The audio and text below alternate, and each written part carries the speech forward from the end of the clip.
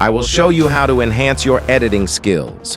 Whether you're an absolute beginner or aspiring to become a pro, learning the tricks I'll share can make a significant difference. But before we dive in, if you're new to editing and unsure about which software to use, check out my previous video on choosing the right editing software based on your skill level. Now, for today, we will be talking about tracking. Tracking might seem obvious in its purpose, but in the video editing world, it's a vast galaxy with numerous applications. As beginners, we'll begin by discussing how to perform simple text tracking. Let's take a look at an example in this video I've created. Keep in mind that this technique can be applied to images or videos. So, open Premiere Pro and let's get started. First, we need an object to track. I have a video of a Toyota Supra drifting, and the idea is to create text that follows the car, saying Supra. There are multiple ways to achieve this. The first method is relatively easy but time-consuming, using keyframes to manually move the text. To do this, select your text, go to Position, enable the stopwatch icon to insert a keyframe, move a few frames ahead, adjust the position, and repeat the process. Now, for the automatic method, we'll need to use After Effects. This is the professional way, and it's how I created this video. If you aspire to be a pro, it makes sense to use professional tools.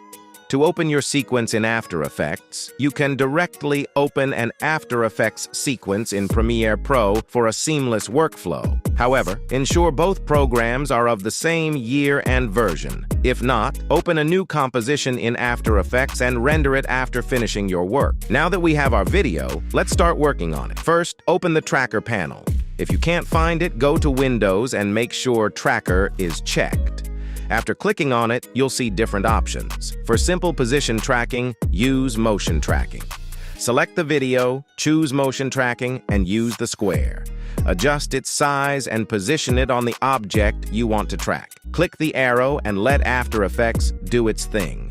Most of the time, there are minimal mistakes to correct, but occasionally, you may need to identify the frame where tracking was lost and readjust. Once done, click the arrow again. After completing the tracking, save the data by creating a null object and ensure it's targeted correctly. Click OK, then Apply, and OK again. Now that the data is stored in the null object, link your text to it. This way, you can freely change the text's position while it continues to track the object's motion. Using a null object is recommended because if you link tracking data directly to your text or image, moving the object becomes challenging. This method offers more flexibility, and that's how you perform tracking, both for beginners and professionals. A quick tip before we end. Sometimes a combination of manual animation and tracking yields the best results. Ultimately, the method doesn't matter as long as the result is excellent. That's it for today. Don't forget to like and subscribe. Let me know what you'd like to see next, and until then, see you in the next video. Now get out of here!